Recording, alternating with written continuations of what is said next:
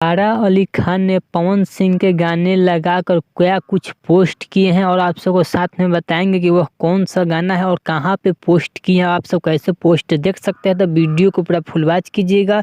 अगर अभी तक आप सब हमारे चैनल को सब्सक्राइब अगर नहीं किए हैं तो प्लीज़ चैनल सब्सक्राइब करें, वीडियो को लाइक करें, प्यार सा कमेंट करें। चलिए वीडियो में आगे बढ़ते हैं, बात करते हैं भोजपुरी के पावर स्टार पवन सिंह का और सारा अली खान के बारे में। तो सारा अली खान बॉलीवुड की काफ़ी बड़े चढ़े नाम है, जो काफ़ी ज़्यादा फैन फॉलोइंग है बॉलीवुड में, काफ़ी उनका चलती है, जो कि काफ़ी बड़े बड़े फिल्म भी किए, काफ़ी बड़े बड़े सॉन्ग भी दिए जो कि बॉलीवुड इंडस्ट्री में। वही बात करते हैं भोजपुरी के पावर स्टार पवन सिंह और सारा अली खान के बारे में। तो पावर स्टार पवन सिंह का सॉन्ग काफ़ी कुछ साल पहले रिलीज हुआ था, जिस सॉन्ग का नाम था छलकता हमरे जवानिया ए राजा।